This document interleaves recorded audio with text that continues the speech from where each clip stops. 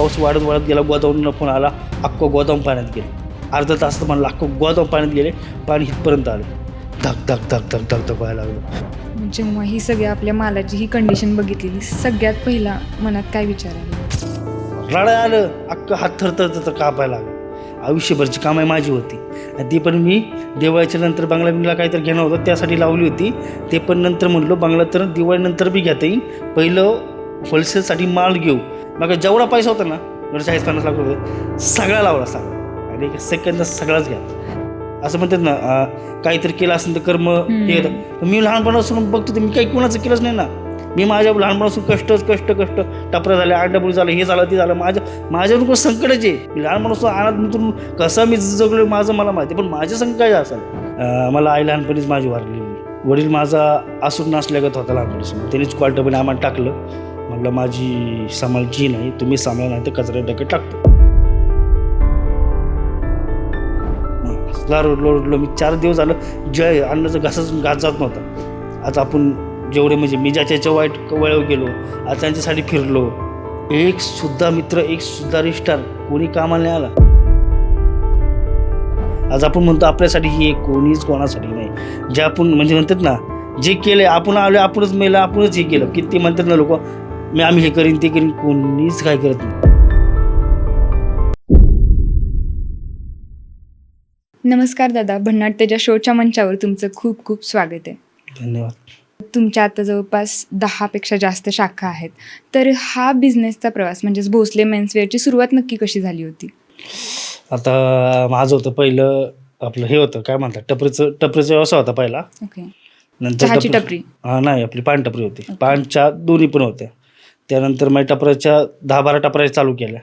नंतर ते मला सगळे भोसले सरकार म्हणजे कारण माझं भोसले आडनाव.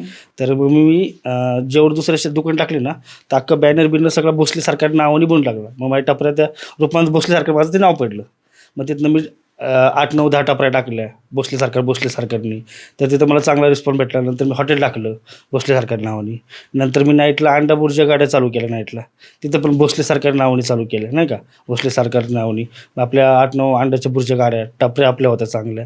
तर मग तिथं रात्रीचा पोलिसचा त्रास, तर नाहीतर बाकीच्या लोकांचा त्रास बीस लेवा लागला. कुठे होतं हे सगळं? मारुंजीमध्ये, हिंजवडी. ओके. हिंजवडी पसले मारुंजीमध्ये होतं. आपण तिथं राहिलो होतो. तिथनं आपला प्रवास चालू झाला. प्रॉपर पुण्याचीच?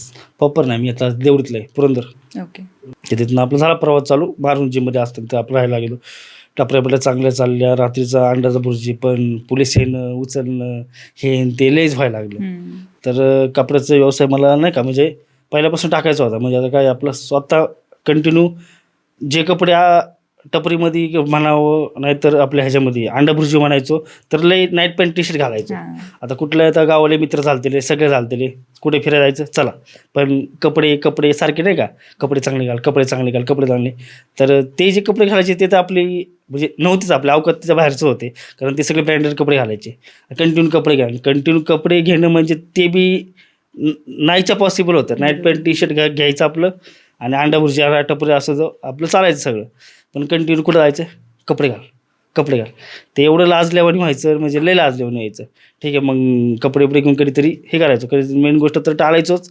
पण कधी लय जवळचे मित्र असेल तर चला कुठं मुंबईला चला, इकडं जरा फिरायला गेलो, जायचं त्यांच्या संग रात्रीचं. तर लय लाजल्यावानी होतं. मग नंतर लय वेळेस कपड्याचं वेळेस नाही का असलं वाटलं, म्हणलो कपडे दुकान टाकणार एक दिवस नाही का. हे लय वाईटकलं अंडाभुर्जीचं गाडा म्हणावं, टपऱ्या म्हणावं, ते येणं पोलिसनं हे ते त्रास लयच व्हायला लागला. मग म्हणलो चला कपड्याचं दुकान फायनलच करायचं. मग आपण मी कपड्याचं ह्याला टाकायचं म्हणलो. आणि जे भाऊ मला म्हणायचं ना कपड्या दुकानमध्ये नाही तू कपडे असं घालतो म्हणलं, त्यालाच ओपनिंगला बोलायचं, पण त्याला सांगायचं नाही. असं म्हणून गेलो मुंबईला आपलं कपडे आणायला. पैसे गोळा केले, मुंबईला गेलो. एक मित्राला फोन लावला. माझं हॉस्टेलला मी लहानपणापासून हॉस्टेल राहिलो. हॉस्टेलच्या मित्राला फोन लावला नाही का, भाऊ आपल्याला कपडे चालू करायचे, कपडे दुकान. मला ये की म्हणलं, मी सगळं बघतो म्हणलं नाही का म्हणलो. तर मी 10 लाख रुपये घेऊन गेलो मुंबईला गेलो. तर भाऊनी त्याच्यापाशी गेलो, मस्त राहिलो मार्केट दाखवलं. म्हणलं नाही का आपण उद्यापासून खर्च करू. मला आज फक्त मार्केट बघू, उद्या पैसे ठेव घरी. नंतर भाऊनीच पैसे मडक मारले. बापरे, 10 लाख डायरेक्ट मडक मारली. मला म्हणलं असं झालं, कुठं तर गेले नाही का हे ते असंच, म्हणून त्यांनी मला येड्यात काढलं. ठीक आहे, मी रडलो फिरलो. पण मला तिला मारून जेवलं, भाऊला फोन लावला, भाऊ असा विषय झालेला आहे, या इकडं आपण असंच केलं आहे कुणीतरी नाही का. म्हणलं मग आले, मग त्याला 2-4 कानाखाली मारल्या. तिथं त्या पोलीस ओळखीचे होते त्यांनी भाऊचे, ते फोन लावले. मग त्यांनी सांगितलं असं असं आहे. त्याने अर्धे मी खर्च केला त्याला पैसे. ठीक आहे, तिथनं घेऊन मग मी परत आलो. परत इकडनं तिकडं मग म्हणलं मला मुंबईला जायचं नाही बाबा, आपल्या इथलेच जवळपासचे जे 4-5 इंस्टाला बघायचो व्हिडिओ, त्यांच्याकडे जाऊन थोडा थोडा माल भरून चालू केलं मारुंजीमध्ये. तेव्हा माझी सुरुवात झाली कपड्याची. ते तरी किती साली सुरुवात झाली? आता 3 का 4 वर्षाला 4 वर्षाला. अच्छा. आता कपडे दुकान चालू करायचं होतं, सगळं करायचं होतं. मग बसल्यासारखं नावाने कपडे चालू केलं. पण कपडे जाऊन काय कुदलवाडीत गेलो. कुदलवाडीला ते तुटके फुटके मांडणे असतील बघा, आपण घरी कसं मोठी मांडणी लावतो, ते मांडणीचं डायरेक्ट हाफ तुकडे भेटतात. तुकडे घेतले आणि खेळून ठोकले. आणि आपण जे मांडणे नाही का छोटे छोटे मांडणे असतात, ते मांडणे लावलं, तिथंच हे लावलं. म्हणजे एवढं सिम्पली दुकान बनवलं. दिसायला भांगर होतं अख्खं, पण म्हणलं चला काही ना काही होईन. आता करायचं तर हा एवढं माल आणलाय तेवढं आणलंय, चालू टाटअप केला. तर बघितलं बाहेरच्या गतच आपण बी लोक 700-700 रुपये शर्ट विकायला लागलो, जीन्स विकायला लागलो. जसं पाहिजे रिस्पॉन्स भेटला नाही. 8-8, 9-9 भावनी व्हायची, काही नाक भाडं लॉसनी बिसनी नाही का. नंतर माझा एक मित्र होता डांगे चौकातला, तो म्हणला डांगे चौकात शिफ्ट कर वरती नाही का टेरेसला. तर ठीक आहे म्हटलं, तिकडं करता येते. तो तिकडे गेलो त्या साईडला. मग मी ते डांगे चौकात दुकान टाकलं आणि विकते तिकडे बी कस्टमर नाही. असलं घाण वैतागलो. म्हणलं आता बंद करायचं आणि आपलं गावाला कुठंतरी जायचं, तिकडं राहायचं व्हायचं. म्हणून ऑफर लावलं मी. ऑफर लावलं काय आलं, जी खरेदी माझी पण नव्हती ते लॉसला जाऊन मी लावले. 1000ला 3 शर्ट लावले, 500 रुपयाला जीन्स लावली. आणि 2 माल दिवसात संपवायचा आहे हां म्हणून. ओके, म्हणजे मला बंद करायचे. मी वैतागलोय आता, कपडे दुकान नाही, काहीच नाही माझं. मी कुठं तर जाणार, मी गावाला बिवाला राहणार, काही करणार, तिकडं जाणार, असं ठिकाणी हे आलं. म्हणून खतरनाक ऑफर लावले ना का, 1000ला 3 शर्ट आणि 500ला जीन्स बीन्स. 2 दिवसात मला संपला. 8-9 लाखाचा 2 दिवसात माल. मी चक्क झालो, हैदरान झालो. गर्दी असली थांबत नव्हती, मी येडा घालतो. मग समजलं लोकांना पाहिजे रेट कमी पाहिजे, क्वालिटी पाहिजे, रेट कमी पाहिजे. तिथं 10-20 रुपये पक्का कमाना, तेव्हा कस्टमर नाही. मग त्या दिवसापासून मी नवीन जर्नी चालू केली माझी, दुकान करायचं. पण आता 10 आणि 20 रुपये मार्जिनमध्ये खेळायचं. आज 10-20 रुपये लोक गुटखा काढून थुकतात, पण आपण त्याच्यामध्ये चालू करायचं म्हणलो. मग विचार केला कितीला काय. मग लोकांना कळलं उधारीचा एक रेट असतो, कॅशचा एक रेट असतो, आणि ब्लक अजून क्वांटिटी घेतला त्याचा एक रेट असतो. मग ते उचलायचा प्रयत्न केला मी. हां माल कितीचा आहे दे, 5 लाखाचा आहे दे, 8 लाखाचा आहे दे, काय दे. मग ते ब्लक घेऊन लागलो आणि मग ऑफर लावलो. मग 1000ला 4 लावले. मग रिस्पॉन्सला भारी, कारण 1000ला 3ला रिस्पॉन्सला चांगला होता. मग 1000ला 4च डायरेक्ट लावले. मग तर अजून भारी बसून क्वालिटी, जे बाहेर 500-600 शर्ट विकतात तीच फक्त मी ब्लकमध्ये उचलायला लागलो. मग मला लय भारी रिस्पॉन्स. मग मी जीन्स बीन्स हे, मग नंतर अशी होता माझं चांगलं नाव झालं, चांगलं दुकान चालायला लागले. मग तिथं शेजारचे ते माडवडी बिडवडी लोक असतात, ते सगळ्यांनी जायला लागले. कारण माझं टेरेसला दुकान, टेरेसला म्हणजे तुम्हाला सांगू, स्वतः घर कसं असतं आपलं, टेरेसला कसं की घर असं पडलेलं तसं घर, खाली मस्त हायपाय दुकानं म्हणजे फुलांच्याकडे माल खुल सगळं खतरनाक दुकानं, पण एक कुत्रं पण नाही. आणि माझ्याकडे असली गर्दी, माझं नाव नाही, बोर्ड नाही, काहीच नाही. घरामधून चालू केलं त्याला ऑनलाईन पार्सल ठिकाणी, कस्टमर लई आपट. कारण ते ऑफरमुळे सगळ्या लोकांना कळलं. आणि अचानक ती व्हिडिओ पण व्हायरल व्हायला लागला माझ्या, व्हिडिओ पण काढायला लागलो. व्हिडिओ पण चांगलं व्हायरल व्हायला लागला माझा, झप नको अख्खी लोक ते माझ्यापाशी. कारण तेव्हापासून पहिला म्हणजे रेट मीच चालू केलं आहे. मी आत्तापर्यंत कोणीच बघितलं नव्हतं. मी जे रेटमध्ये विकतोय त्या रेटमध्ये कोण विकत होते. मी जसं एडे चालू करत होतो, धंद्र वातावरण हे ते कोणीच नाही. ती थीम कुठून सुचली होती? मी हे बघितलं होतं आपलं ते MC ते धंद्र वातावरण ते काय तत्रंत MC टॅनचं ते नाही का तत्रंत ते मी केलं. आणि ते नंतर तत्र ते तिथनं स्टार्टिंग झालं माझं. मी ते बघितलं तिथनं असं. आता व्हिडिओ चांगला व्हायरल झाला. मी ते चैनी आणल्या होत्या आणि चैनी मी 300ला विकत होतो. आणि बाहेर 300 तेव्हा चैनी बिनीला असं लय डिमांड होतं. कोणी मी घ्यायला गेलं ना तर 1000, 1200, 2000 अशी विकायचे. मी 300ला विकायचो. जेवढा असला व्हायरल झाला. आणि गॉगल 700, 800ला, 900ला, 1000ला असायचे. आणि मी 350ला विकायला लागलो नाही का. 20 रुपये 30 रुपये फक्त असला खांड मला रिस्पॉन्स भेटला. डायरेक्ट माझं म्हणजे नशीबच बदलून टाकलं असं रिस्पॉन्स भेटला. पण खालच्या लोकांना बघवलं नाही. कारण अख्खे जिना चोडून लोक मग तिकडे यायला लागले. एवढी गर्दी आहे, लोकांकडे एक बी कुत्रं नाही. आणि असं पण नाही माझ्या रस्त्यावरचं एक बी नाही, सगळे ऑनलाईन. असं बरं रिस्पॉन्स. मग त्यांनी सांगितलं एक तर त्याला खाली करण्यात आम्ही बंद करतो. हे लोक गाड्या लावतात, बिडं लावतात, हे लावतात, आम्ही काय धंदा काही कशावर टाकलं. मालक म्हणला इथनं तू सोडायला लागल. मी म्हणलं जा ना कुठं काय कुठं, धंदा बसलेला आहे, सगळं बसलेलं आहे. तर एक सोय मी पिंपरीमध्ये असं दुकान बघितलं, पण दुकान काय मला भेटलं नाही. तरी असं माझा एक ओळखीचा होता, त्याच्या नावाने मी आपलं त्याला म्हणलं असं दुकान आहे. तर म्हणलं मला मग सर्टिफिकेट लागेल. पोरं म्हणले मग तू आता मोठंच कर, चांगलं तुला रिस्पॉन्स भेटते, तर मॅनेजमेंट बिजमेंट कर. तर म्हणलं बघ मला तर एवढं कळत नाही, मला तर ह्याचं बिल कळत नाही, हिशोब कसं करायला टी व्ही ठेवत नाही. तर एक माझा मित्र होता, तरी मला एक माणसाला भेटवला. तर मला असं असं करू आपण नाही का. तर ठीक आहे म्हणलं. मी म्हणलो सगळा पैसा मी लावतो, सगळ्या गोष्टी XYZ जेवढं पण काय लागेल ना सगळं मी लावतो. मला ते म्हणला बाबा नाही तू त्या पैशाचा XYZ फ्लॅट घे, हे घे, मी पैसा लावतो. म्हणलो मला उठणं बसणं मला जमत नाही, म्हणजे तुम्ही पैसा लावले म्हणजे मला म्हणलं उठायला लागेल, बस मला फक्त मॅनेजमेंट जमत नाही. आणि माझ्या जुडण्याचं त्यांच्या संग काय होतं, तर मला होलसेल माल भेटत. मला डायरेक्ट ते स्वतः कपड्यावाले दुकान होते त्यांचे स्वतःचे, तर मला डायरेक्ट वरनं सेटिंग भेटत नाही. माझे विचार काय, ह्याच्या संग जोडलं तर मॅनेजमेंट होईल नाही का. ह्यो चांगला शिकलेला आहे, फुल लॅपटॉप लावून, आणि जेव्हा त्याचे होलसेलचे कपडे दुकानं पण आहे, ह्यो डायरेक्ट आपल्या फॅक्टरीमध्ये घेऊन जाईल, फॅक्टरीचा रेट देईल, आणि मग आपण शाखा बिका टाकून लाईक ना. ह्या विचाराने मी जोडलो. ठीक आहे माझं नाव झालं सगळं तेच जोडलं. मग मी पिंपरीमध्ये आम्ही मिळून मोठं दुकान चालू केलं, सगळ्यात मोठं दुकान चालू केलं. भोसले सरकार नावाने आपलं गुरुद्वाराच्या पाठीमागे मस्त खतरनाक दुकान चालू केलं नाही का. त्यांनी मॅनेजमेंट लावला, त्यांनी तिथे मॅनेजर लावला नाही का, चांगले पोरं बिरं लावले. तर ओके म्हणजे सगळं चाललं होतं तिथनं नाही का.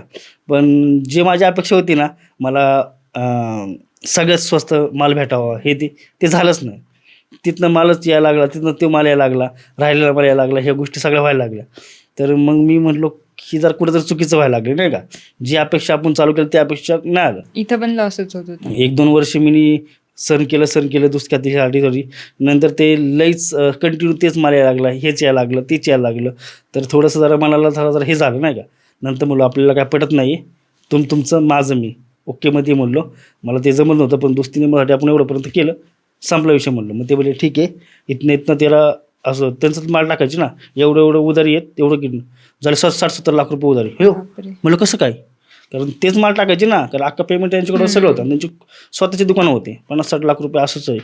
मी चक्क हैराण झालो, काय करायचं ते, कसं मार्क काढायचं, 50-60 लाख रुपये कुठनं द्यायचे. तुम्ही हिशेबच ठेवला नव्हता. मॅनेजर ठेवला होता, सगळं ठेवलं होतं, तर मला काहीच त्यातलं कळतच नव्हतं. ठीक आहे म्हणलं डायरेक्ट असं ते मला झपझप टाकायचं, काय रेट टाकायचं, ठीक आहे काय करायचं, ठीक आहे म्हणलो. केलं पण ऑफर लावल्या, जे नाही ते रेट लावले, रेट बघितले आले ते रेटने ऑफर लावल्या. नंतर उरला मला फक्त इथनं बाहेर निघायचे. फक्त माझ्या डोक्यात काय, एका महिन्यात मला 50-60 लाख रुपये द्यायचे आणि ह्याच्यातनं बाहेर निघायचे नाही का. अहो असला रिस्पॉन्ड 15 दिवसात 60 लाख रुपये गेले. 15 दिवसात. हे तुझे लाख, हे तुझं, माझं फर्निचर बिर्निचर मी काय अख्खा पैसा बी लावला होता.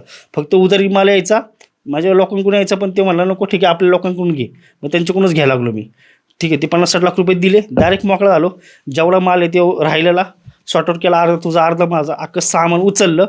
आता काय करायचं, आता दुकान बघायचं चांगलं, स्वतः स्टार्टअप करायचं.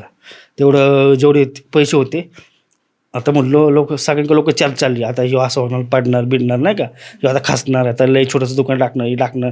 मग त्याला मला समजलं सेम दुकान तुझीच कॉपी तिथं होणार नाही का, त्या दुकानाचं आयुष्य. म्हणलं ठीक आहे. म्हणलं मी तर हे माझं नाव हे होतं ॲग्रीमेंट ते हे नावाचं डायरेक्ट नाही मार्केट आहे, म्हणलं आपल्याला काय होणार नाही. तर तिथनं डोकं चालत नाही. माझा एक मित्र होता, तो म्हटलं तर तुला आता मोठी झेप घ्यायला लागेल. डायरेक्ट अशा ठिकाणी दुकान बघितलं, दुकानाचं काम चालू होते, एक सुद्धा दुकान विकलं नाही, एक सुद्धा भाड्याने गेलं नाही. तिथं धंदा होऊन नाही होऊन भीती, 1,20,000 भाडं. डायरेक्ट मोठी झेप म्हणलो, जे व्हायचे ते व्हायचे म्हणलो. असलं मोठं डायरेक्ट 2 मजली दुकान घेतलं, चला करायचं म्हणलो. दिवाळीचे 2 महिने राहिले ते, मला माहिती आहे दिवाळीला माझे कस्टमर मला एवढं प्रेम देणार, मी डायरेक्ट ना आयुष्यभर तिथं सेट होणार. मला फक्त रिस्क घ्यायची, झाला तर सोनं नाही तर राख. म्हणून दुकान बघितलं, काय 8-9 लाख काहीच डिपॉझिट होतं, डिपॉझिट दिलं, भाडं चालू झालं, दुकान बनवलं. अख्खं दुकान एवढं दुकान बनवलं, 15-17 लाख रुपये दुकानाला बनवायला गेले. दुकान बी बनवलं. आता दुकान बनवायपर्यंत जेवढा आतापर्यंत सेविंग ठेवला होता, म्हणजे एवढं 2 वर्ष मी तिथं घासलं, ते पैसे मी 1 रुपया पण वापरणार, ते पैसे सगळ्या गोष्टी झाल्या, मला भरायला पैसे नाही. दुकान तर लय मोठं बनलं सगळ्या गोष्टी, कारण दुकानामध्ये माझा 40 लाखाचा माल पाहिजे होता. पण सगळ्यांनी सांगून कॉन्टॅक्ट फिरवले, एवढा माल पाहिजे महिन्याभरात तुमचं केअर. सगळ्यांनी माल दिला. तर त्यांना माहिती आहे माझा धंदा आणि हे म्हणल्यावर लय त्यांना माहिती आहे, एवढा मी धंदा करण्यात विषयच नव्हता, त्यांना एवढा विश्वास होता माझ्यावर. सगळ्यांनी शर्ट दिले, हे 10,000 शर्ट, जीन्स, हे आरमणी बिरमणी, फुलगच्चं दुकान. आता जोश आला. आता दिवाळी असली जोरात आणली, विचारही नाही करू. माझ्या 2 वर्ष मी तिथं जेवढं घासलं ना नाही का, तिथनं मला काही नाही आलं. पण मी एका 2 महिन्यामध्ये म्हणजे तिथं टाकलं आणि दिवाळी सीझनमध्ये ना मी डायरेक्ट 5-6 वर्षाचे पैसे कमवले मी. आज मला कष्ट पण एवढं भारी रिस्पॉन्स दिलं. तिथनं माझी चालू झालं तर तसं चालूच झालं.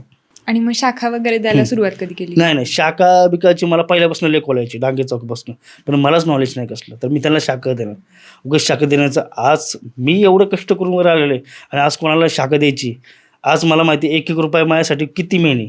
आज आणि ज्याला आईबाप आहेत त्यांनी एवढं आयुष्यभर कष्ट करून लोकांना आपल्या पोरांना पैसे देतात का, आपला पोरगा मोठा हो आणि काहीतरी व्हा. आणि त्यांचा 1 रुपया तर गेला ना तर त्यांचा तळटाला मला किती लागेल ना त्या गोष्टीचं मला लई हे. कारण मी लहानपणापासून हॉस्टेलला राहिले. लहानपण माझं जिंदगी सगळी आळत म्हणून गेलेली. आणि फॅमिली वगैरे मला आई लहानपणीच माझी वारलेली, त्यामुळे मला क्वार्टरनी हॉस्टेल टाकलं होतं आणि मग लहानपणापासून माझं हॉस्टेलला जेवण केलं सर. आणि वडील माझा असून नसल्यागत होता लहानपणापासून. मग त्यांनीच क्वार्टरमध्ये आम्हाला टाकलं. म्हणलं माझी सांभाळची नाही, तुम्ही सांभाळा नाही तर कचरा डब्यात टाकतो. तर मग आपलं कोर्टवाले म्हणले कचरा डब्यात टाकण्यापेक्षा आम्ही आहेत. मग आम्हाला बारामतीमध्ये हॉस्टेल टाकलं, ख्रिश्चन बॉयज होमला अनाथ म्हणून तिथं टाकलं आम्हाला. मग तिथून आमची जर्नी सुरू झाली. आता तुम्ही मेन व्हायरल झालात ते आपला स्पाइस जेटच्या व्हिडिओपासून. तर तो व्हिडिओ म्हणजे जो बनला एवढा व्हायरल झाला, तर त्याच्या मागची स्टोरी काय होती? ते असं रॅन्डम होतं की ठरवून केलं? नाही.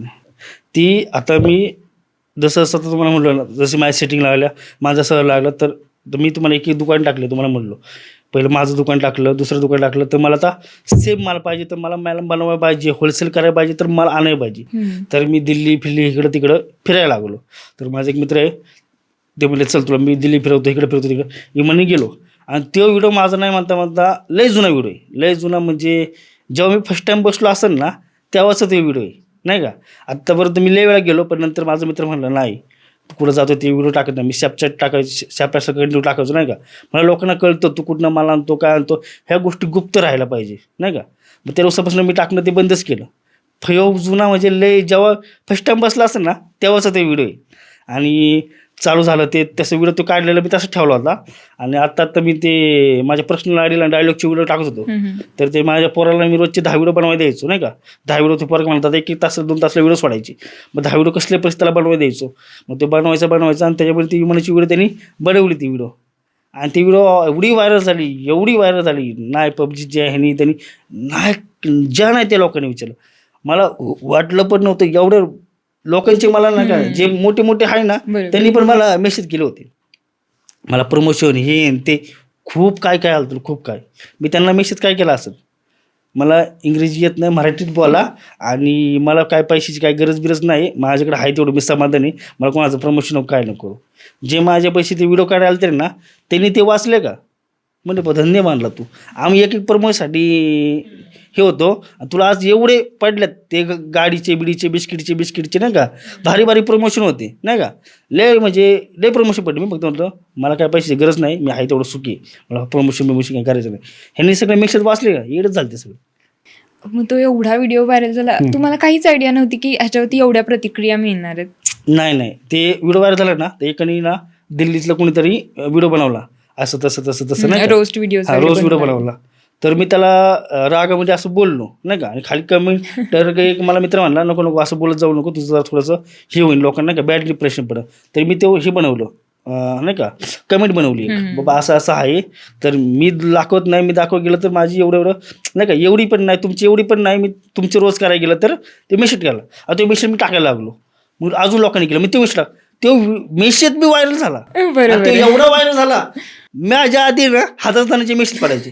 मी येणार घालतो ते मेसेज बदलला म्हणून ते लपडा झाला नाही. बदलला नसतं ना अजून ते चाललं असतं. ते आता काय आलं अजून 4 मोठे क्रिएटर लोकांनी बनवलं. तर माहितलं जवळशी होतं नको ह्याला नको तसं टाकू म्हणून ते चुकून मी ते बदलून ना ते केलं म्हणून ते सगळं विषय आला. नाही ते बदललं नसतं. मी ते मेसेज शेवटपर्यंत नसता बदलला. ते व्हिडिओ ना मी टाकायच्या आधी धाडता कन्नडमध्ये उर्दूमध्ये कसल्याही भाषेमध्ये ते पडत होते. बरोबर.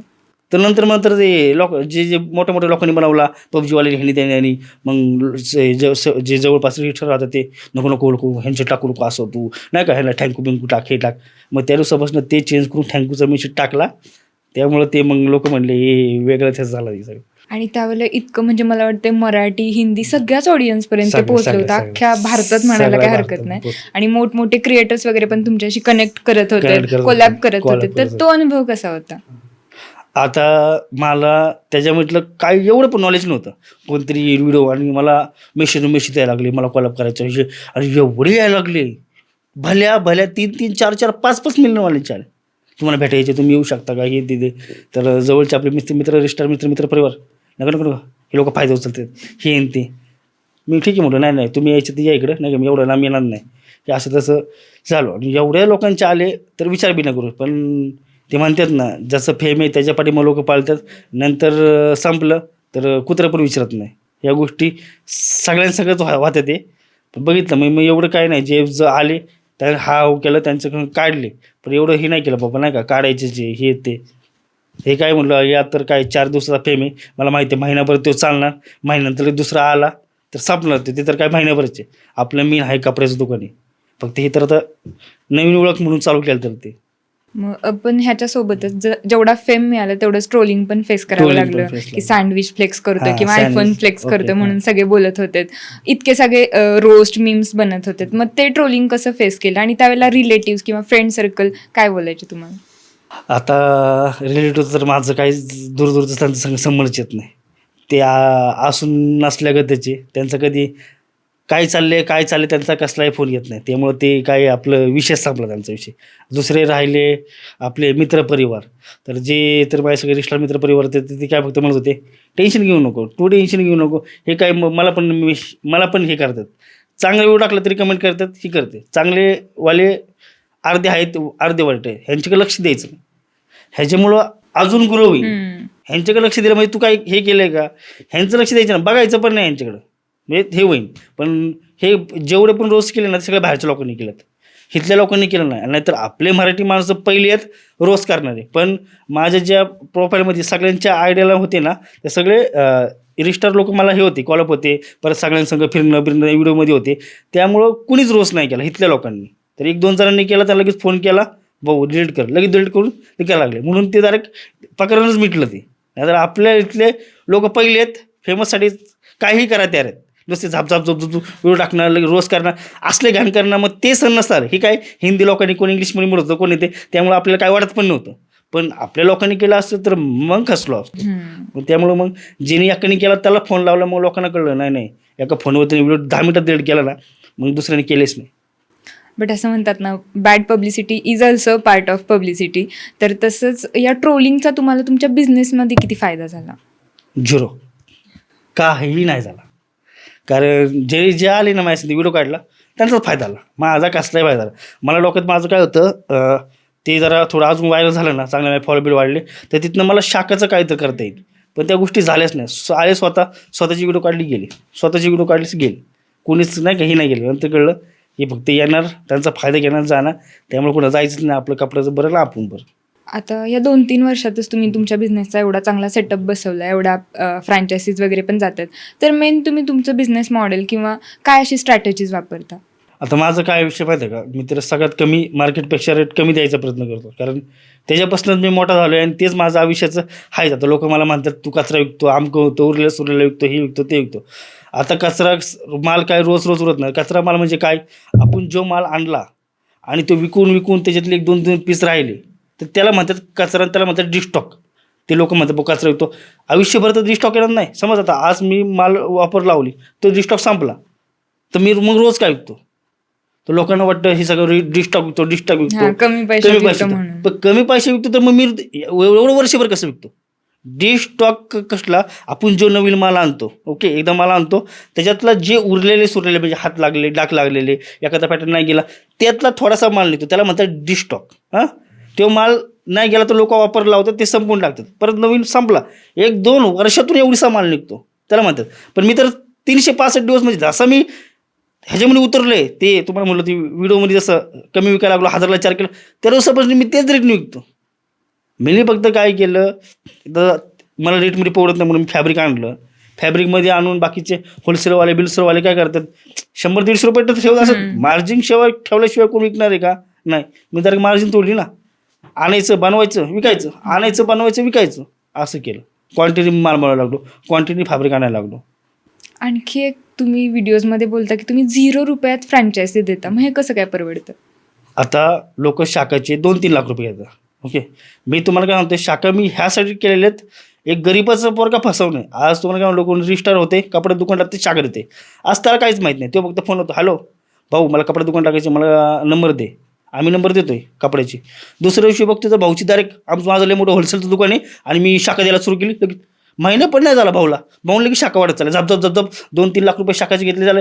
त्याला काहीच नॉलेज नाही. तो मस्त की 450-500 रुपयाला शर्ट घेतो, 50-100 रुपये ठेवतो, पुढच्याला म्हणतो 800-900 विक. असं करून ते चालू झालंय. पण मी पहिलं म्हणलो नाही, कुठल्याही माणसाचा 1 रुपया घ्यायचा नाही. मला इंटरेस्ट नाही, कारण मला कोण नाही आणि मला एवढा पैसा कशाला पाहिजे. आज मला जो पैसा येतो, माझा काही खर्च नाही, काही शॉक नाही, काहीच नाही. सकाळी दुकानात जायचं, रात्री जायचं, सकाळी दुकान, माझं आयुष्य तेच चालू आहे. मग मला पैसे काय लागते, माझे पैसे जे वाढते ते ना, मला दुकानाचं टेन्शन आहे. बंद करू काय करावं, गावाला बिवाला जावं, निवांत राहावं, म्हणजे कोणाला देणं नाही, काहीच देणं गरज नाही. कॅश माल घेतोय, त्यामुळे माझे काय पैसे वाढत चालले, तर मला ते हेच नाही. माझ्या डोक्यात काय आता शाखा टाकायच्या, कसंही लोकांना नाही का ह्यातून बाहेर काढा. तर मी शाखाची टाकली. मला एवढे कॉल आले, दादा मी ह्याची शाखा घेतली, हे झालं, आमकं झालं, एवढे रडले अक्षरशः. मला एवढं वाईट वाटलं, मी अक्षरशः रडलो त्यावेळेस. काय दादा ह्याची शाखा घेतली, 2-3 लाख रुपये नावाचे दिले, ओपनिंगला भाई साऊंड लावा, सिस्टीम लावा, बॉडीगार्ड आणा, हे आणा, ते आणा, नाही म्हणता 2-3 लाख रुपये गेले, 4-5 लाख रुपये गेले. मालला पण काही पण माल दिला, काय पण दिला नाही का, विकायचा कितीला, आमच्या शेजारीच कोण ऑपरेबल लावते, आमचा रेट चालत पण नाही. असं करून माझ्या लॉस झालं.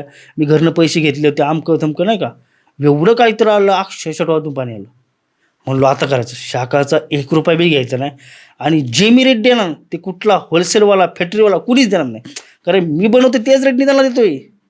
समजलं का, फक्त एक 10-1 रुपये म्हणजे ठेवते, ते पण काय माझं भाडं, ट्रान्सपोर्ट बिंपोर्ट ते फक्त डायरेक्ट रेटने देते. कारण मी ज्या रेटने आणतोय त्या रेटने ह्यांना काय देतोय, कारण मी सेम वापरला होतं तेच सेम सगळ्या शाखांना वापरला होतं. एक तर शाखाचा पैसा घेतलाय, म्हणजे जे नावाला लोकांना 2-3 लाख रुपये, 4 लाख रुपये त्यांचं काय हाय ते घेतात. मी म्हणलो मला शाखाचा 1 रुपया पण नको. त्यांचं काय वाचला, शाखाचा पैसा वाचला. जे लोकांना शाखाला ते 3-4 लाख रुपये, मला 1 रुपयाही शाखाचा नको. दुसरं ओपनिंगला साऊंड लावा, सिस्टीम लावा, बॅनर लावा, 10 बॉडीगार्ड द्या, हे द्या, ते द्या. मी म्हणलो मला 1 रुपयाही नको. मला नको बॉडीगार्ड पाहिजे, मला ती पब्लिक पाहिजे नको. माझ्यामध्ये हिंमत आहे, मला माहिती आहे माझे कस्टमरला द्यायचे. हे वाईपट पैसे घालून काय फायदा नाही. कस्टमरला ऑफर लावा, ते आयुष्यभर तुमचे उपकार फेडणार नाही. लोकांना जेवढं तुम्ही द्याल तेवढं तुमच्याकडे ते राहणार. आज तुम्हाला दिवाळीमध्ये सगळेच लोक का तुम्हाला सपोर्ट करतात, आपण त्यांना देतोय, आयुष्यभर कमी देतोय, त्यामुळं आपल्याला प्रेम भेटते. तर फक्त काय म्हणलो, ओपनिंगच्या दिवशी फक्त ऑफर लावा. म्हणजे काय, हे जे तुम्ही 2-3 लाख रुपये मला देणार, 2-3 लाख रुपये तुम्ही साऊंड सिस्टीमला घालाल, 5 लाख रुपये डायरेक्ट ना दुकान चालू करा ना. आणि त्या दिवशी कस्टमरला ऑफर लावा. 200ला 1 शर्ट, 300ला आर्मनी, 400ला जीन्स, अशी ऑफर लावा. म्हणजे काय तुमची मार्केटिंग होऊन आयुष्यपत 200 रुपयाला शर्ट टाका महाराष्ट्रामध्ये भेटत नाही. ही वाटलं तर थोडंफार काय लॉस खायचं ना, ते ह्याच्यामध्ये खावा. का, कस्टमरला कळू द्या, या वर्षभर लागतो धंदा बसायला, तुमचा एका दिवसात धंदा बसला. कारण लोक अख्खी जगाला काढून अरे 200 शर्ट, असली पब्लिक होणार, 1-2 लाख रुपये तुमचा एका दिवसात धंदा होणार. ओपनिंगच्या दिवशी 7 ते 12 का लोक पागलच, पहिली एवढी गर्दी. मग तुम्हाला स्वतः विश्वास राहणार. पहिला म्हणतात ना, फर्स्ट इम्प्रेशन लास्ट इम्प्रेशन. उगाच बाहेर गर्दी आली आणि उद्यापासून कुत्रं पण नाही, त्याला फायदा नाही. मग आयुष्यभर किती त्याला केलं तरी मग संपलंच ते. मग त्यामुळं पहिलंच गर्दी झाली, मग नंतर दिवस चांगला जातो. पण असं म्हणतात ना की अचानक झालेली ग्रोथ लोकांच्या डोळ्यात खुपते किंवा नजर लागते, तर या गोष्टींवर तुम्ही बिलीव्ह करता? आता ह्या गोष्टी तुम्ही कधीच मानल्या नाही, पण जे आत्ता माझ्या संग जे घडलं त्यामुळं माझं सगळं साम्राज्यच गेलं. सगळं आज डायरेक्ट पाणीनी सगळं गेलं. आता लोकांनी खाली मी सगळ्यांची कमेंट वाचतोय, इकडलं तुला नजर लागली, हे केली, तू पैसे दाखवले, हे दाखवलं, ते दाखवलं, ह्या गोष्टी आता आल्यात. तर आता मी तर कधी कुठलं कशालाच मानत नाही ना. ते आता लोक म्हणतात ह्याला मानतो, त्याला म्हणतात नाही. मी ते आंध्रचंद्राला ते आहे ना, ते त्याला मी मानतच नाही मेन गोष्ट. फक्त मला एवढं माहिती आहे, कष्ट करायचे, मोठं व्हायचे, एवढंच माहिती मला. पण आता एवढं तुम्ही शून्यातून साम्राज्य उभं केलं होतं आणि एका रात्रीत असं काहीतरी घडतंय, तर त्यावेळेला तुम्हाला थोडी काही भनक वगैरे होती की असं होत आहे, किंवा त्यावेळेला तुम्ही तिथं होतात का ज्यावेळेला हे सगळं नुकसान झालं, पाणी तुमच्या शॉपमध्ये शिरलं? आता रात्री आम्ही झोपलो बंगल्याला, घरी झोपलं, सकाळी उठलं पाणी इथपर्यंत आलं त्याला डायरेक्ट एका रात्रीत? हां. आईला मुलं असं काय झालं, मग लगेच पाटापाटा पोते उचला. आणि दोघंच भाऊ, मी आणि माझा भाऊ. आता मी आणि माझा भाऊ काय करणार, पोरांना सगळ्यांना फोनवर, पाऊस धाबधाब होते आणि माझ्याकडे सगळे पोरं आपले शाळा कॉलेजचे पोरं आहेत, त्यांचे घरचे म्हणले आम्ही आमच्या पोराला सोडत नाही. पाऊस पडतोय काय करा. आता दोघं भाऊ काय काय करणार. त्यामुळं कसंही उचलायचा प्रयत्न केला. पाऊस वाढत वाढत गेला. गोदावरीनं फोन आला. अख्खं गोदाम पाण्यात गेलो. अर्धा तास म्हणलं अख्खं गोदाम पाण्यात गेले. पाणी इथपर्यंत आले. धक धक धक धक धक धक व्हायला लागलं. पण अख्खं म्हणजे नाही म्हणता मला सांगू शकत नाही. मी एवढं सगळं भरलं होतं आता सध्या जेवढं होलसेलवाल्यांना माहिती आहे नाही तेवढं भरलं. कारण मला आता माझी शाखा वाढायला लागलेत. आता माझी ओपनिंग बी शाखायची. ते फोनवर फोन करतो. आता माल नाही का मालच नाही. आज कोणाला धालामध्ये शाखा झाली माझी तयारी पण झाली. मला 10 दिवस फोन करतो दादा माल त्याला भाडं पण चालू आहे. मला कसं वाटतं माझं मला माहिती आहे. कारण एका दिवसात सगळंच गेलं ते. डायरेक्ट पाणी इथपर्यंत आलं. नंतर वाढायला लागलो. मी झाप झाप झाप झाप माल थोडा थोडा वरती गेला सगळा भिजलेला. नंतर पाणी असलं वाढलं दारखीतून पाणी आलं बंगल्यामध्ये. आम्ही स्वतः म्हणलो सगळेजण पळायला लागले नाही का घर सोडून. मग आम्ही पण सगळं माल सोडून पळायला लागलो. आम्ही पण इथे जीव महत्वाचा कधी महत्वाचा. लोक सगळे चादर पादर सगळे पळायला लागले. पवत जायला लागले. हे जायला पाणी वाढायला लागलं. अरे म्हणलो काय चाललंय. बाकीचे बी ते ज्याला आजी आजोबा त्यांना चालता येत नाही तर लोक असे घेऊन जायला लागले. मग आम्ही पण पवत बाहेर निघालो तर म्हणलं गोदावला जाऊ. गोदावला गेलो तो गोदाम बघितलं. अख्खं तरकळत होतं. अख्खे कपडे बिपडे सगळं अख्खं चिकाल बिकाल संपला. गेलो शेवटी भोसरीला गेलो. भोसरी वाचवली मी. भोसरी पण खाली होती. ती पण मला भीती वाटली. पण भोसरी मी झप पाणी काढून भोसरी वाचवली. म्हणजे एक शॉप आणि एक गोडाऊन ह्याच्यामध्ये घुसलं होतं पाणी. नाही बंगल्यामध्ये आणि ह्याच्यामध्ये. बंगल्यात पण माल ठेवलेला का तुम्ही. मग गोदाम फुल झालं म्हणून मी बंगल्यामध्ये माल ठेवला. अख्खा जेवढा बंगल्याचा पुढचं खालचं भाग आहे ना तो अख्खा मालनी भरला होता मी. तिकडचं उचलून इकडे आणलं. इकडे पण पाणी आलं. दोन्ही कारण गोदाम फुल भरलं होतं. मी काय म्हणतोय आपलं म्हणतात ना मी पावसाळ्याच्या आधीच मालाची तयारी करतो. कारण का मला दिवाळीमध्ये माल कसलाच नाही कमी पडायला पाहिजे. दिवाळी सीझनला कोणी कमी करत नाही. ह्या रिझनला काय रेट तोडता येईल काय घेता येईल तेवढं घेतं. नंतर मला आता 10-12 शाखा चालू होणार. त्यांना माल लागणार. मग जेवढा पैसा होता ना 40-50 लाख रुपये सगळा लावला सगळा. आणि सेकंद सगळाच घ्या. माझ्या गाड्या ते पण गेल्या. हे सगळंच गेलं. गाडी कशी काय. गाडी अख्खी पाण्यामध्ये डुबली ना. ते पण वाहून गेली. नाही डुबली अख्खी म्हणजे त्याचं सीट बीट सगळं तुटलंय. सगळं अख्खं जमीन आहे. त्याच्यामध्ये इन्शुरन्स पण नाही त्याचा. आणि क्रेटा गाडी अर्धी डुबली. कशी बशी काढली ती गाडी नाही का. गाडी काढली तर अख्खे सेन्सर बिन्सर सगळे गेले. इन्शुरन्स त्याचा होता त्याला टाकली. ते म्हणते 2-2.5 महिने लागेल म्हणते. तरी तुमच्या किती रुपयाच्या मालाचं नुकसान झाले. नाही म्हणता 50-60 लाख रुपये ते गेलेच गाड्या बिड्या सोडून. म्हणजे पुढच्या 2 महिन्याची तुम्ही तयारी केलेली आहे. ते सगळंच गेलं. अख्खं गोदावूनच गेलं ना माझं होलसेलचं. अख्खा चिखला झालाय. अख्खा बघा वीज कालपासून एवढं टाकते. त्यामध्ये बघा अख्खा माल अख्खा चिखलाने झालाय. अख्खे लोपर येईन ते अख्खा म्हणजे अख्खा झिकून जर सगळा माल अख्खा चिखलाने सगळ्यांनी भरलेला आहे. मग जेव्हा ही सगळ्या आपल्या मालाची ही कंडिशन बघितलेली सगळ्यात पहिला मनात काय विचार आलेला. रडाय आलं. अख्खं हात थरथर कापायला लागलं. आयुष्यभरची कामाई माझी होती. ती पण मी दिवाळीच्या नंतर बंगला काहीतरी घेणं होतं त्यासाठी लावली होती. ते पण नंतर म्हणलो बंगला तर दिवाळीनंतर बी घेता येईल. पहिलं होलसेलसाठी माल घेऊ. दिवाळी फ्लॉक झाली तर आयुष्यभर गेलं. कारण एक दिवाळी अशी असती वर्षभर बी आपण काही नाही केलं ना वर्षामध्ये दिवाळीच्या एवढ्या 4-5 दिवसांमध्ये वर्षभरची कमाई निघते. आणि पण माझं नशीब द्यावं एवढं कस्टमरचं प्रेम आहे माझं. 4-5 वर्षाची कमाई निघते माझी दिवाळीमध्ये. मला एवढं प्रेम देतं. मला असं एवढं मोठं म्हणजे 2 मजली शॉप आहे माझं. 2,500 का 3,000 स्क्वेअर फीट आहे. मला जागा कमी पडते. एवढी प्रेम असतं कस्टमरचं. माल किती पण आणू दे किती पण कमी पडतो. आणि आता तर माझी शाखा पण आहेत. दिवाळीच्या आधी जे माझी 4 शाखा घेतले ना त्यांचं बी हालतेच. ते तर नवीन पोरं होते ते पण हापकले. ह्यावेळेस तर म्हणे दादा टेन्शन घ्यायचं नाही. डायरेक्ट एखादी रूम बिम गोदावून घेतो. दिवाळीच्या आधी कुठनंही पैसे 10-15-20 लाख रुपये आणतो. डायरेक्ट 10-20 लाखाचा माल घेतो. मी म्हणलो मग सगळ्यांनी तशीच बोलले. आता म्हणलं हे 5-6 दुकान आपले शाखा आहे ते 10 लाखाचं घेणार ते 50 लाखाचा माल झाला. अजून दिवाळीमध्ये 5-1 लाखाचा म्हणजे अजून 1 कोटीचा माल. कारण ह्यांना सांगितलं होतं दिवाळीच्या आधी जायचा माल घेऊन जायचा सगळा 8 दिवसाचा. कारण मी काय बघणार. मी माझं भोसरी बघू राटणी बघू गोदाम बघू कस्टमर काय बघणार मी. त्यामुळं दिवाळीच्या आधी सगळे म्हणणार टेन्शन घेऊ नका. आम्हाला कळले दिवाळी आपली कसली खतरनाक असते. 10-12 लाख रुपयाचा आम्ही माल घेतो. म्हणलं त्यांनी घेतलं तर मग माल कुठनं द्यायचं. 10 लाखाचा यांनी एकदम माल घेतला माल कुठं द्यायचा. म्हणून मी म्हटलं चला आता जो पैसा आहे तो काढला सगळा आणि दाना लावला. हाय तेवढा सगळा गेला. आणि म्हणजे अक्षरशः रडाय आलं. रडा तर म्हणजे कशामुळे आलं जे आपण आयुष्यभर कमवलं आणि मी कोणाचा 1 रुपया घेतला नाही. मी काय सांगितलं, शाखाचा पैसा घेत नाही, ओपनिंगचा घेत, कसलाही पैसा घेत ना, कोणाकडून कॅशमध्ये उधार घेतो म्हणजे कोणाचा 1 रुपयाही बुडवला नाही ना, कोणाचं वाईट चितलं ना, काही केलं.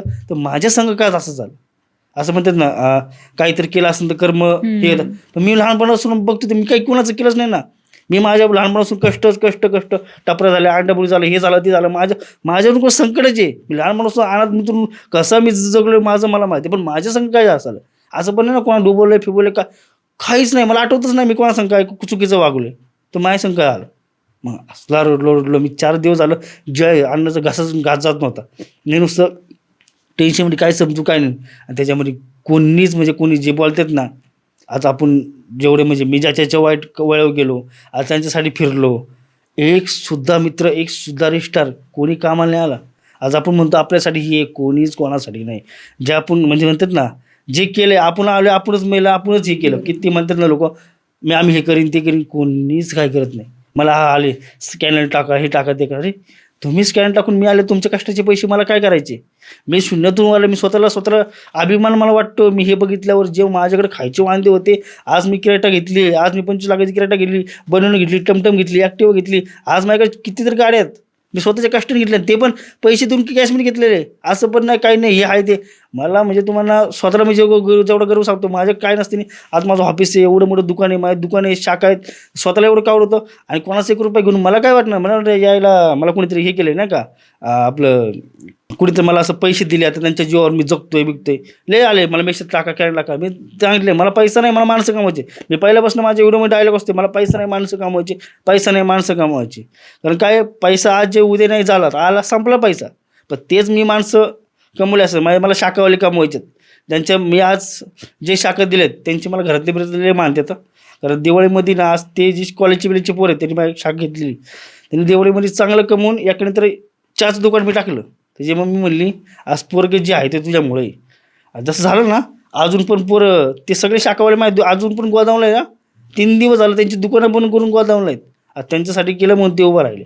मला फक्त हेच काम व्हायचे. आज बाकीचे जे लोक दिखावा करतात ना, आम्ही त्यांच्या पुढं आहे, ते फक्त नावाला. ही इंस्टाग्रामचे जे लोक आहेत आता, जे आता रिस्टार बिस्टार म्हणतात, आम्ही हे करू ते करू, काय नाही. त्यांच्यापैकी कुणाचा मदतीचा हात पुढे आला, फक्त कमेंट पुरता? मी फिरलो, म्हणजे लय जणांसंग राहिलो, म्हणजे नाहीत तेवढे नाहीच त्यांच्या संग. पण मला कळलं आज माझ्या वाईट काळात कोणच नाही. आज त्यांना एक व्हिडिओ त्यांना काढता नाही आला माझ्यासाठी.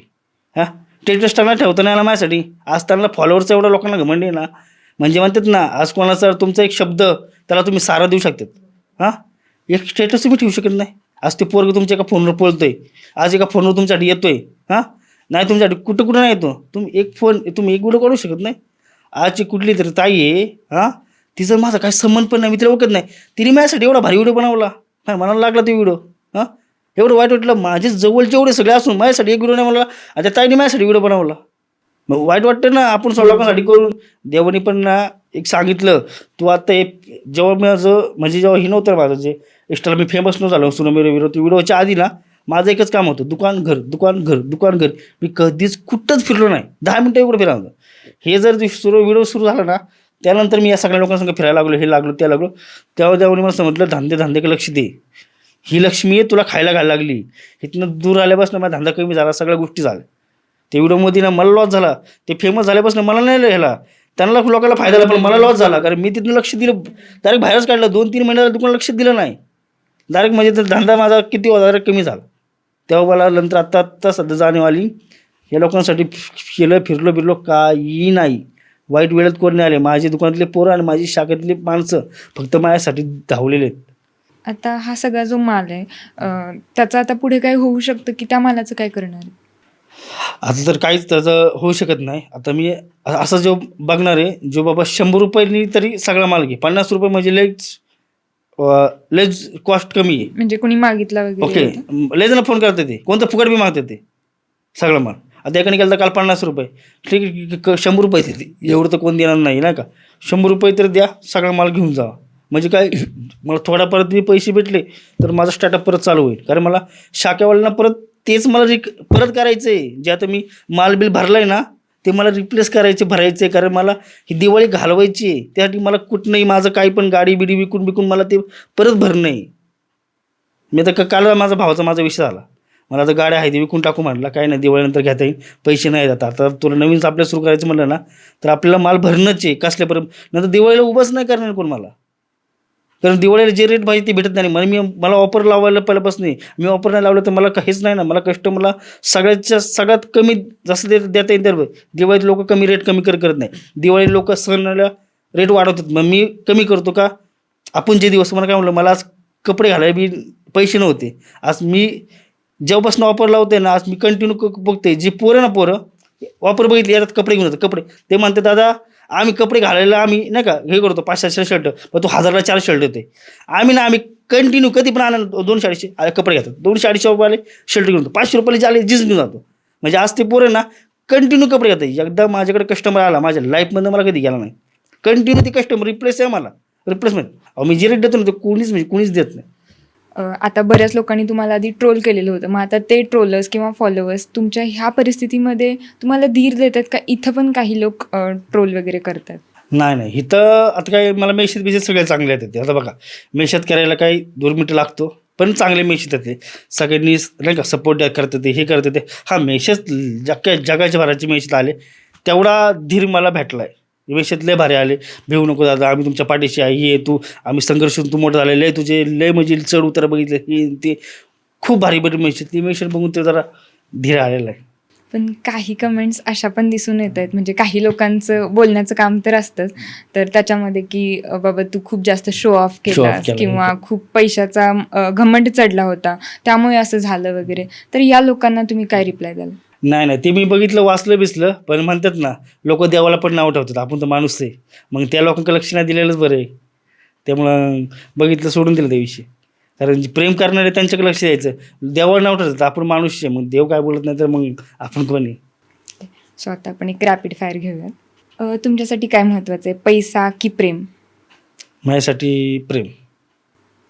झालेलं आहे कोणावरती? प्रेम नाही म्हणजे माणसं. ओके माणसं जोडण्याचं म्हणजे माणसं म्हणजे ओके. सोशल मीडियावरील फेम की बँक बॅलन्स? सोशल मीडियातला फेम. तुमचा आवडता विमान प्रवास, स्पाइस जेट किंवा आणखी कोणता? तोच रायजेट. ट्रोलर्ससाठी एक शब्द. घरामध्ये बसून नाही का कोणालाही मिशत करणं लय सोपं आहे, पण त्यांनी किती संघर्षातून वर आलाय ना ते एकदा बघा, किती संघर्ष करून वरती आलाय, किती मोठं, तुम्ही त्याला प्रोत्साहन द्या. तुमच्या यशाचं सिक्रेट, सोशल मीडिया, तुमचं कष्ट की तुमची स्माईल? तिन्ही पण. कष्ट पण केले, हसून खेळून राहिलोय आणि सगळ्या गोष्टी. सो आता तसं बघायला गेलं तर तुम्ही शून्यातूनच साम्राज्य उभं पण केलं आणि ते परत कुठेतरी शून्य झाल्यासारखं आज वाटतंय, तर आता इथून पुढचा कमबॅक कसा असणार आहे, काय प्लॅन्स आहेत डोक्यामध्ये? आता तर डोकं झालं आहे बधीर, कारण जे आहे ते सगळंच गेलेले, गाड्या गेल्या ते टेन्शन, बाकी छोट्या गाड्या होत्या ते पण गेल्या, गोदावून सगळंच गेलेले. आता सध्या राहिले काहीच राहिले नाही. आता वारजेल आपलं कॉन्वेला आपली जी शाखा आहे ती मला 10 दिवसाला फोन करतात, आता माल पाहिजे, मायक मालला बी काही नाही, माल त्यांना द्यायला पण काही नाही, असं झालेलं आहे. तर आता कालच रात्रीचं डिसिजन काय झालं, भाऊ गाडी विकू, नवीन सुरुवात करू, पैसे आपल्या कुठं असेल तर जमा करू, जेवढा मला अजून थोडंफार ऑफर लावून विकून पैसे गोळा करू, न्यू गोदावून घेऊ, न्यू माल आणू आणि न्यू स्टार्टअप करू. पण स्टार्टअप असा तर लय खतरनाक करणार मी, कारण ही सुरुवात शून्य झाली, पण लोकांना दाखवून देणार, पडलो खचलो रडलो पण एक मराठी माणूस आहे, कधी हार नाही मारणं आणि असा उठणार तर लोकांनी हे रिस्क पण गेला पाहिजे, बाबा कोणाचा 1 रुपया घेतला नाही, कोणाची मदत नाही घेतली, कष्टाने केलेली आणि कष्टानेच वर राहिलं. आता तुमच्यासारखंच या पावसाने बऱ्याच छोट्या मोठ्या बिझनेसमॅनचं पण नुकसान केलेलं आहे, तर त्या सगळ्यांना म्हणजे काहीजण खचून गेलेले आहेत, तर काहीजण तुमच्याकडे बघून प्रेरणा घेत आहेत, तर त्या सगळ्यांना किंवा आपल्या युवा उद्योजकांना तुम्ही काय मेसेज द्याल? भावानं फक्त एकच सांगतो, कारण बघा संकट माझ्यावर तर किती मोठं आलेलं, ठीक आहे, माझ्यापेक्षा बी लय गुणांनी आलं असेल, खचून जाऊन काय आपण जिवंत आहे, मेलो तर नाही. समजा XYZ आपल्याला काय झालं, आपले हातपाय चालले नाही, तेव्हा तर म्हणू शकतो बाबा खचलोय, हातपाय सलामत आहे, पैसा काय आज जे उद्या नाही गेला संपला, समजा देवाने दिला देवाने घेतला, पण देवाने शरीर दिले, देव परीक्षा घेतोय, तू त्यामध्ये पास होतोय का, देवाने चॅलेंज तुला देतोय, कारण तुला ह्याच्यापेक्षा मोठं व्हायचं आहे. म्हणतात ना संकट बी त्याच्या पैसे येतात, त्याला मोठं काय म्हणतात, मोठं व्हायची त्याला ही आहे. तर आता तुम्ही जेवढं पण खाली पडलाय तेवढं उठले तर अजून मोठा नजारा, अजून स्वप्न. म्हणतात ना आतापर्यंत मला जे संकट आले ना त्यापेक्षा मी मात करून वरती आलो ना, माझं लय मोठं आले, म्हणजे मला जेवढं संकट आलं मी रडलो पडलो, पण ह्याच्यापेक्षा मोठं काय ते चालेल, म्हणजे दुकान बंद गेले, दर मोठं दुकान, हे जर मोठं दुकान म्हणजे जे पण केलं आता गोदावून केलं ना, गोदावून पण ह्याच्यापेक्षा मोठं असणार. आता माल जेवढं पुढे ना ह्याच्यापेक्षा 8 गुणी माल भरणार मी. म्हणजे जे पण होतं ते चांगल्यासाठी होतं. त्यामुळे फक्त खचून जायचं नाही. स्वतः कष्ट मेहनत स्वतः विसरून ठेवा. लोकांतर अजिबात ठेवू नका. स्वतः तेव्हा काम करा, दिवस रात्र करा, परत सुरुवात करा. तुमच्या इतका खरंच पॉझिटिव्ह माणूस आजपर्यंत मी पाहिलं नाही, की खरंच की इतकं सगळं संपलेलं असताना एखादा माणूस खचून जातो, पण त्यांच्याकडची हिंमत बघून ना प्रत्येकाला हिंमत येऊ शकते, असंच त्यांचं व्यक्तिमत्व आहे. तर दादा, सध्या तुम्ही एवढ्या मोठ्या अडचणीत असून, इतकं आता सगळ्या कामांचा लोड असून पण तुम्ही आमच्या इथे आलात, आम्हाला वेळ दिलात आणि आमच्या प्रेक्षकांना लाख मोलाचा सल्ला दिलात, त्याबद्दल तुमचे खूप खूप धन्यवाद. तर आजचा हा पॉडकास्ट तुम्हाला कसा वाटला कमेंटमध्ये नक्की कळवा आणि नेक्स्ट पॉडकास्ट तुम्हाला कुणाचा बघायला आवडेल तेही सांगा. प्लस आजच्या पॉडकास्टमधून तुम्ही थोडं तरी काही शिकला असाल तर आपल्या चॅनलला नक्की सबस्क्राईब करा. धन्यवाद.